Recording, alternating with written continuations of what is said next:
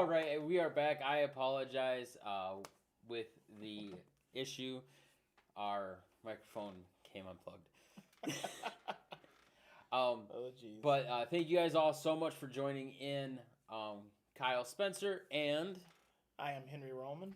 and um, tonight we are going to be talking about a defining moment. And I'm going to kind of jump right into it tonight because it's been kind of the conversation of the evening just between us. And this was going to be a topic for last week, but, everything happens.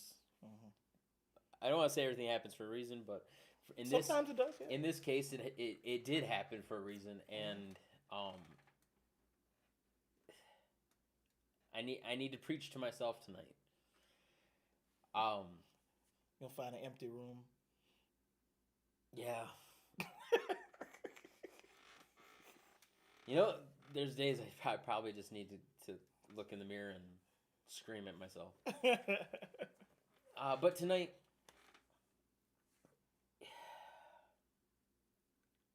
me personally, I've been having moments lately, and it's been going on for probably months, really, if I want to be completely honest with myself. More so really hard hitting in the last few weeks. And for those of you that don't know, I'm actually in college right now again. And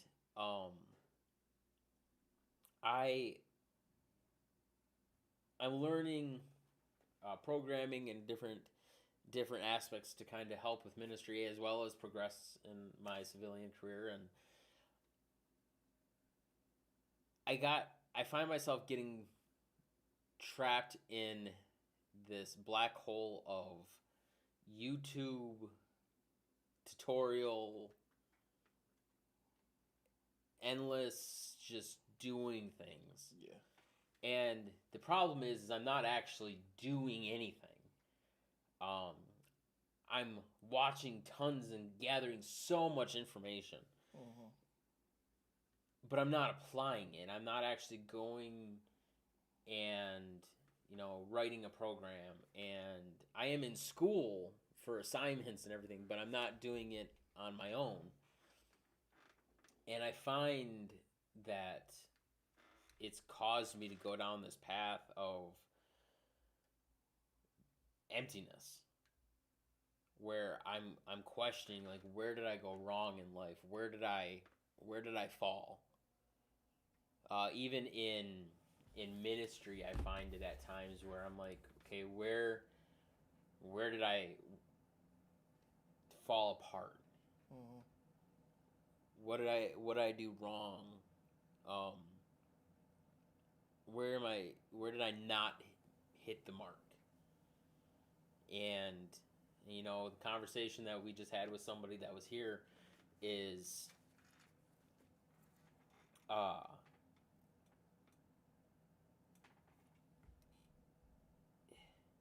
I've always found myself to be quick to jump without the chute. And that might sound funny, but it's that much. In little do I know that even if I had a parachute, I was only jumping off the roof, and I only would have broke my arm. It depends on how high you're jumping from. It could be or it could be It's funny because when we were in basic training, because the Army has the airborne division, and when we were in basic training, like anytime you had to jump off of a rock or something, you'd be like airborne, and it meant nothing. But it was that's just like shooting a basket at Kobe. Too soon. But we had this conversation, and I've always been someone that is like willing to step out on faith. if we don't have it, I just trust that it's going to be there. Yeah. Um, and most of my life that has been the case. Any time that things looked bleak and rough and everything else, like God showed up. Some situation happened to get us through the situation that we were in. You told me not long ago how you guys had needed something and God just miraculously provided. Yeah, You know? and it's funny you forget those moments, and you forget where what God took you out of.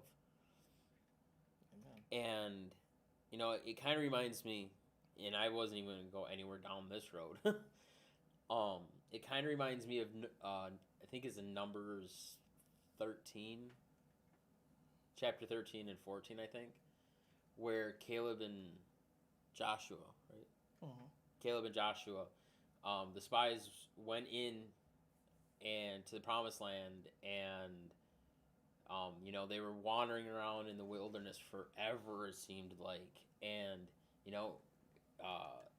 at night, God led them by fire, and just miraculous things happen. Even just coming out of Egypt in itself was a miraculous thing. Manna from heaven, miraculous thing. Yep. And when the spies came out of the promised land, they're like, there's no way God led us here to die. Our children are going to become prey. And everybody just was like, it would be better if we would have died in Egypt and all these things. All like they forgot what they came from. It seemed like they forgot what God had done for them through the process. And even God giving them, like, in many ways, detailed instructions what to do when they got there, and what they were going to receive when they got there, how plentiful the land was going to be, how they were going to flourish. There's going to be manna falling from heaven, and you know what? I only want you to take what you need for that day. Oh, gather everything up, and then it's rotten the next day.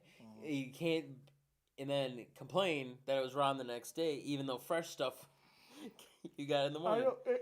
And that's the weirdest thing about it, but it really mirrors what we do now, thousands of years later. We do the same thing. God will say, you know what, I'll provide today. Yeah, but what about tomorrow? What about tomorrow? What about tomorrow? It's like, I told you I'll worry about that tomorrow. So today, eat up. And but sometimes we're in this struggle and the daily funk of trying to live this life with all of the trappings that we have today. I mean, it can be quite hard and quite difficult. And I think sometimes what we can get prone to do is just overthink. If God has laid out a clear plan, sometimes our minds won't allow that clear plan to just unfold, because we figure out somehow we have to help it. Right. It's funny. So earlier, having known what we were going to talk about today, I actually reached out. I didn't reach out. Well, I guess I did. I reached out to Google. Okay. And I just typed in a defining moment. And a quote from Kevin Costner came up, and it says, when a defining moment comes along, you define the moment, or the moment defines you. I get with that. And I sat on it for a minute, because I sat there thinking, well, okay, what does he actually mean by that? And the thing is I feel like moments come where you can just allow again, now I'm preaching to me, like the me from like 20 minutes earlier. The moments can come where the moment makes the decision. in life, The house is on fire. yeah, I need to get out of here. yeah, or the house is on fire. I can grab a fire extinguisher and save everything. Right. And I feel like that's what he means in that is, yeah, it can, that moment and that decision that needs to be made can be made for you. Like, people are born into poverty. People are born into, the ghetto and all these different things. And or born into wealth. And you can allow that. You can stay there. You can, embrace every moment of it. Mm-hmm. Or you can get out and change your life and make something of yourself. And I feel like that's the moment, that's the defining moment that I'm in right now. Mm-hmm. Personally, is I'm having a Caleb and Joshua moment where on one side of the coin, I'm Caleb and Joshua. Mm-hmm. But on the other side of that coin, I'm the other 10 spies where I'm like, no, we're not going in that because, like, why? Why would we go there? Mm-hmm. They're too big. The giants are gonna kill. And it's not fear, and that's the hard thing for I think other people to grasp when I have this conversation is I'm not doing it in fear. Mm-hmm. Like I don't fear the potential outcomes. Ministry in general, like this could blow up and it could be huge, and I could have to quit my job, and I could have to go out on faith that, that this is it. This is life. That doesn't scare me. Or you'll never do ministry again, and you're gonna work a 9 to 5, and that doesn't scare me. So I'm at that split road where I can make the exit, but I'm running out of time on whether I need to take that exit or not, because the detour is going to be a long, long detour if I pass it and gotta try to come back. I'm telling you, I've had it happen before where I got up to an exit and the GPS froze, and by the time it reset, I was already past the exit I was supposed to go on. So, and I think sometimes the mode we're in is almost like that GPS freezing, and we're fast approaching, the decision time, and now the compass that we have that's internal, the internal clock that says here or there, sometimes can freeze, and then we can get into this land of limbo where, what do I do? And so, like in your case, it's not fear. It's just maybe the timing is not right. Maybe something else is going on. Maybe some new venture is about to pop up, and sometimes God has to put us in a place where we really dig deep so that we can get to that next spot. So it's a tough thing to try to figure it out. And what I've kind of learned is other people can't figure that out for you. You know what I'm saying? You have to figure it out. It's funny you said that, because there was an individual that put something out there today, and this individual simply made it about everyone else was the problem.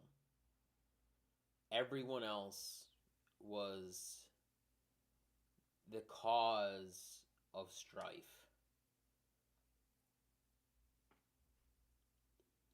And end of the day, I looked at it and I was just like, you're entitled to whatever opinion you may hold.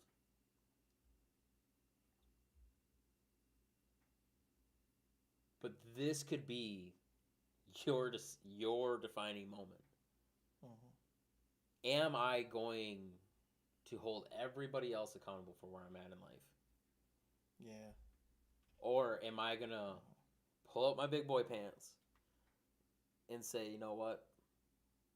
It's time that I take responsibility.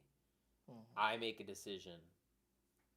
I don't allow circumstances. I don't allow people's opinions. I don't allow people's hurt, their words, whatever, their actions, whatever it might be, I don't allow that to define my next step Mm-hmm. and who I am in this process. Because if you're just going to sit there and point the finger at everybody um, that oh, it's so and so's fault that this is happening. It's so and so's fault that this is happening. That's going to define you Mm-hmm. through your entire detour Mm-hmm. until you figure it out. Mm-hmm. And sometimes that takes longer than what we would like it, and it Mm-hmm. holds a lot more negative impact than what we would ever want to go through. Yeah. And that you said that, I want to read something out of Genesis 39. Uh, and this is to do with Joseph's ordeal with Potiphar's wife. Um, What is it? Genesis Genesis what? 39, um, and it's verse 6 through 9. And the situation is Joseph could have used this situation to say, it was that person's fault why I did X. So, like you said, the onus is now on me, right? I'm in the situation, but the onus is on me. So it says here that so Potiphar left everything he had to Joseph's care.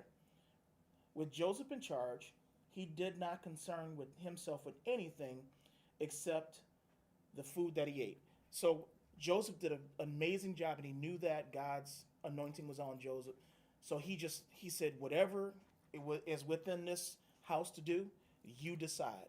You're running it, because he clearly knew Joseph was anointed by the Lord, and he knew that he had integrity and all those things. So what happened is, now Joseph was well built and handsome, and after a while, his master's wife took notice of Joseph and said, "Come to bed with me." But he refused, and she said, "With me," and he said, "With me in charge," he told her, "my master has not concerned himself with anything in the house. Everything he owns he has entrusted to my care. No one is greater in this house than I am. My master has withheld nothing from me except you." And he said, "And except you, because you are his wife. How could then I do such a wicked thing and sin against God?" Now, see what this situation could have done is, she could have said, "Yeah, come on and come with me," and he could have said, "Well, if he got caught, well, she made me do it. I didn't actually decide to take this exit." So now there's a line, an excuse to someone else. But what he did in this situation was, Joseph took accountability and said, because now, even though this takes two parties to get involved in this, my side, I refuse to sin against God by indulging in said act. So at this decision time, in this fork in the road, this defining moment for him, he could have chose to go ahead and sleep with Potiphar's wife, and then everything in the house would have been his. And then who knows? Maybe even you stick a knife in Potiphar's back and everything's good, works out.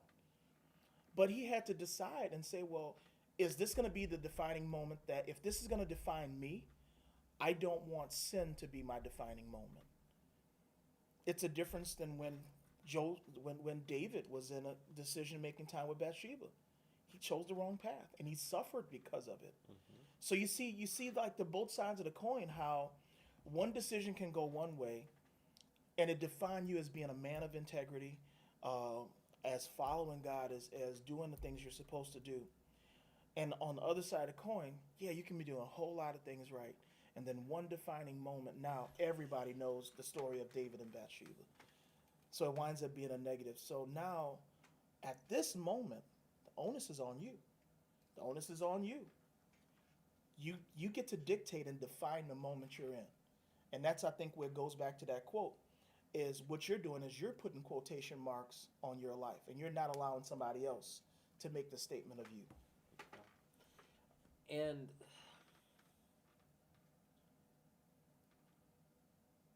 sometimes it's hard to find to to figure out that you're in a defining moment. Mm. Because not every moment is like the other. I mean, there's a lot of times where we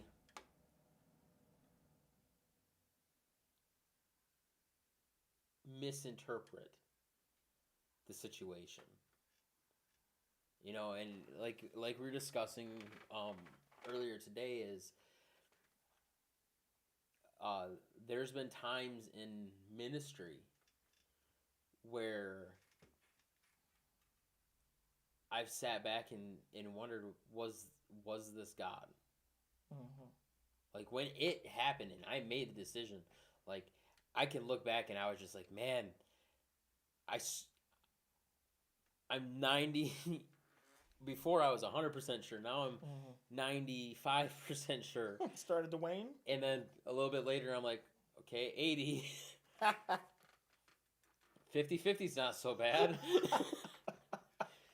Oh, okay, 45, 55. That's starting to cut it close. And you start to dwindle. And again, this happened this happened in our conversation today where I'm like, when Real Talk started, I knew this is a path that God laid out. And he has sent confirmation since. He has put certain individuals in my path that have made this what it is. And other individuals that have been put in my path have not made this what it is. But there's times, and again, within the last few weeks, where you start to question, am I really doing what God wants me to do? Kind of like last week's discussion, you know. Is it excitement, or is it your purpose? And I started to look back, and I'm like, it wasn't just excitement. Because the exciting portion was like when things started coming together. When I started doing the first few episodes and like people were out there and they were watching it and they were commenting and people from other states were commenting. Like that was the exciting part. That was the excitement.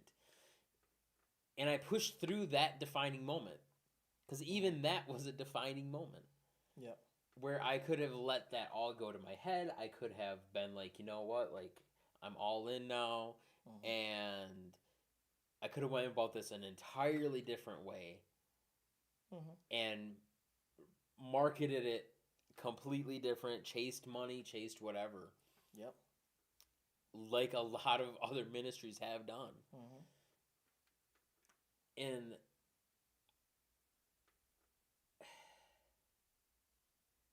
I pushed through that moment, and as time went on, other moments came, and I felt that the right decisions had been made.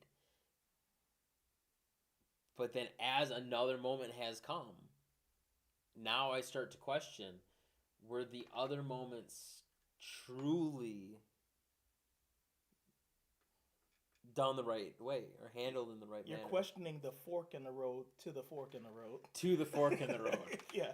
And, well, I know I made a left back there like 100 miles ago, and then I took a right. Was I supposed to take a right at that left and then a left at the right? Yeah, I know. And you do this. You know, it's funny because my wife and I, we went on a trip to nowhere once. Best anniversary trip, whatever we had ever done. And we just pointed the car in a direction and we drove. No plans, no timelines, no reservations, no nothing. Literally just pointed the car in a direction and went. And if we wanted to take a right, we took a right. If we wanted to take a left, we took a left. If we wanted to go straight and ignore everything, we went straight. And we ran into places that we would have never seen. Never got to experience. Uh-huh. because we allowed the decision in the moment to take us wherever it was going to take us. Spontaneity. And I feel we need to have more of that. Uh-huh. So again, like the a defining moment. Sometimes we think too much into the moment. Well, I could put this fire out, but what? When was the last time my fire extinguisher was serviced? I can see you reading the fire extinguisher and while the fire is raging behind you. And the fire's in the kitchen. I don't have a Class K fire extinguisher. What happens if the oil catches? Man, decisions. I mean, I could just leave. Oh, but grandma's on the couch. But grandma's on the couch. Yeah, but she was pretty rude to me earlier. and I think sometimes we get so caught up. I feel like there are moments when making decisions needs to take time. Mm-hmm. It needs to take extreme thought and clarification throughout the process. But I feel like there's times where we just overthink God's plan. Yep. And we don't allow God's plan just to move. Yeah. Like Moses in the burning bush. He could have sat there for a whole lot of seconds and been like, why is that bush on fire? I've never heard of spontaneous combustion before. Well, he had a stutter. Wrap your mind around that. Spontaneous combustion. No, I'm sorry. That was... You're a goofball. I'm a terrible person. You're a goofball. But well, it says he had a speech impediment. No, it's true. But you're just a goofball. I know. I shouldn't. I see. Again, those are the moments where you should think. Yeah. Anybody that knows, it wasn't like some kind of weird thing. No, I have my own impediments. Thinking's usually one of them. But I just sometimes we fail to allow God to move because we're so caught up in the ingredients of the decision. I like that. The ingredients of the decision. It's gonna be on a t-shirt. It's gonna be on a t-shirt. Like 1 cup, selflessness. 2 cups, I don't care. No, but it's true. I think we run into this concept of we're so caught up in like my wife. She cooks.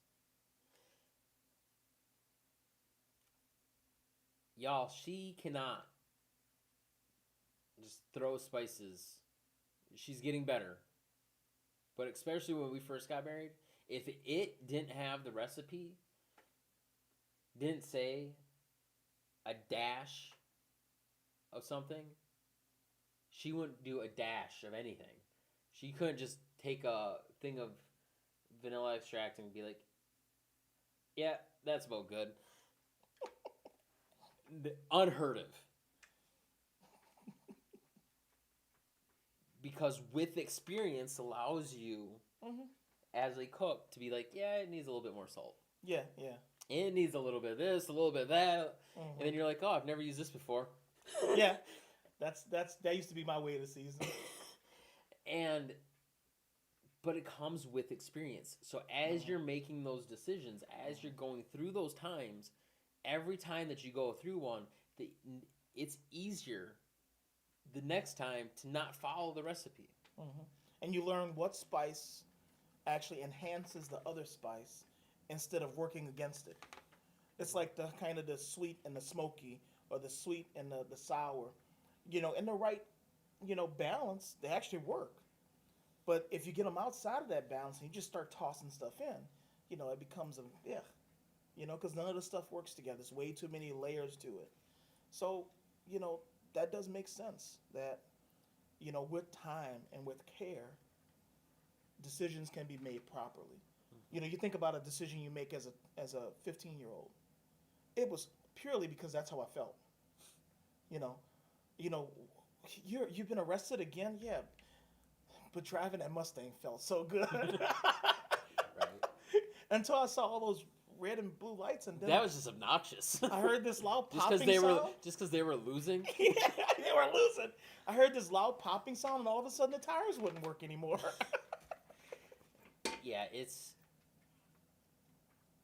and I think that if we were to leave anything on the table here tonight, it is that it's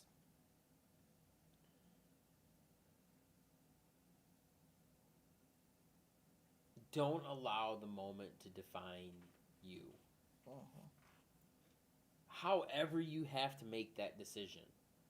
If you're a step out on faith kind of individual where you can make that decision like that because you have the experience, because you've been down this road before, by all means. But if you're an individual that needs to get in the word a little bit more because you're not as seasoned, I think, and I know we've said this before, is sometimes people are so caught up in, oh, I don't know where God wants me to go to school, and I'm not hearing from God what school I should accept, or I'm not hearing from God who like what house I should live in.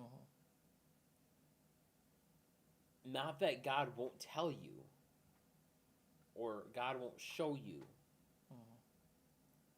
but if you're already living in His will, if you've already studied up and you're prayed up, again, I don't have to. I think I said this last week. I don't have to ask my dad. Yeah. What kind of car I should get. Exactly. Why don't I have to ask my dad that? Because as I was younger, I paid attention to when he went to the dealership. He always had this one phrase. He's like, "How sharp is your pencil?" That was the defining phrase of, "Hey, let's go make a deal." How sharp is your pencil? Yeah. And when you pay attention to your father, making decisions later becomes a lot easier because you know that your father would approve of specific situations. Why? Because he's already been through the fire that he's already training you on. So I don't need to ask my dad what kind of car I should buy, what kind of house I should buy. Now my dad's asking me, well, I'm looking at remodeling in the basement. What do you think? Yeah, I know. It's just come full circle. Yeah. So if you are living in the will of God, making the next decision is going to be as simple as, but you might need a little bit more practice. So when you are living in the will of God, a lot of that decision making is already been done because it's called discernment. Yeah, discernment of the afforded history of going through X, Y, and Z. When you gleaned on what if dad never took you to a Chevy dealership, you're probably gonna go to the Ford dealership because that's it's just. I went to a Ford dealership. What are you trying to say? Right. Yeah. And I know, but and that's the thing. If you knowing that, if every time it was to put a nail in something, and your dad never hands you a screwdriver, to use a hammer. So he doesn't have to go and reiterate, this is a nail, son. You use a hammer because that part has already been done through the history. So now you have discernment concerning what I need to do to get the nail in the wood. Now, how many nails go in the wood? That might be a little bit fuzzy. But don't use that as an excuse not to get the hammer and the nail. Yeah. That's square one, and you already know that.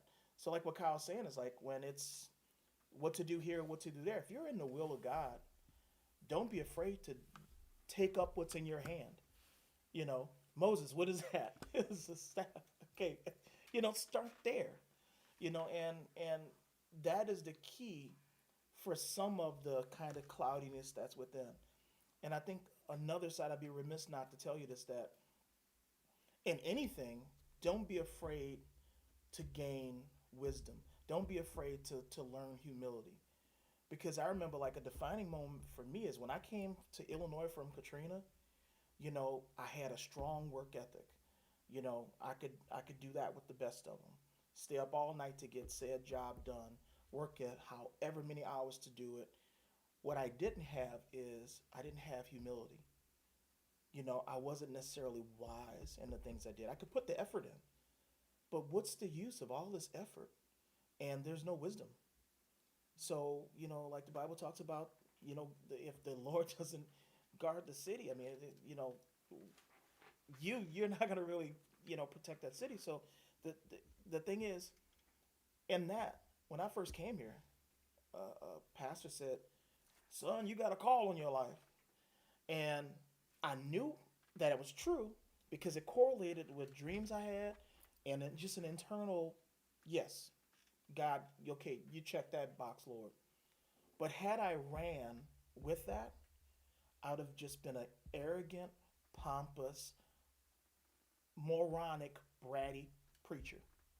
That's all I would have wound up being. And I would have still had all of those things, the lack of humility, the lack of discernment, all of those things would have trapped into that. And it turned out, and it's not a knock on them. I don't want to make it as a pure dig on them, but it was not the right place for me to be planted anyway. It's like having a tree and you plant it, in an inch of soil on top of pavement. Yeah, you might get a few sprouts, but eventually it's gonna die because there's no nothing for the root to catch on to. And part of that was you can't run up into something without counting the cost, without thinking it through a little bit and gaining some wisdom and discernment.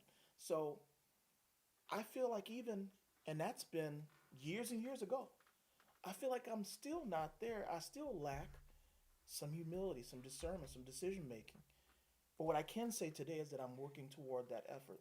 That as the forks come in the road, I want to slow down and say, okay, let me slow down. Let me stop doing 60. Let me slow down to 30 so I can kind of look at this a little better. And so those defining moments, if you just run through them and hit every exit you feel like taking, you're going to wind up making yourself in a mess. And so it behooves you to slow down a little bit, count the cost, seek counsel. The counsel of, the person that seeks counsel from many is probably going to have a good understanding of what to do because I've kind of round robin with people I respect and I know that they're on the right path. So I can take what they say with, some enthusiasm. And I'm going to end it with this is to tag on that. It brings me back to the Joshua and Caleb. Is when it came time for them to say, hey, you know what, it's amazing in there. The cost was already calculated.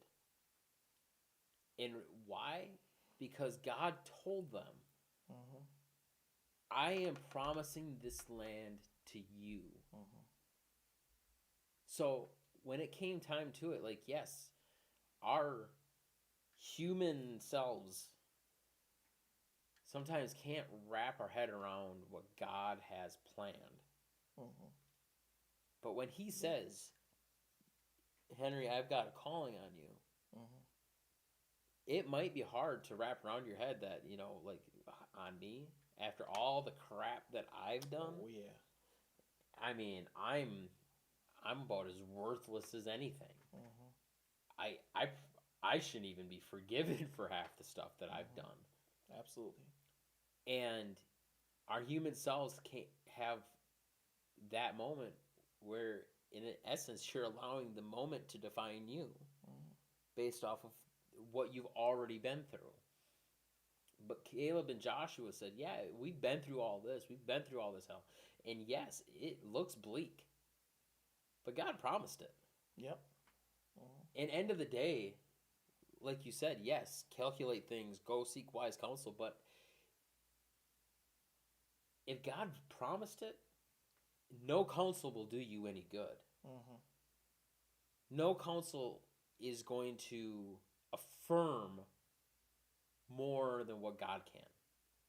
Now, if it's godly counsel that you're seeking, that godly counsel should line up with the promise that God has for you. Yep. But not always, because we are flawed people. And even godly counsel, wise counsel, can be flawed. Trust me, I've served under it. Yeah.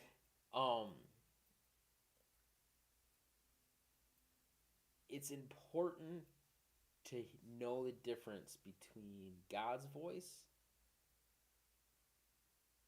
and man's voice,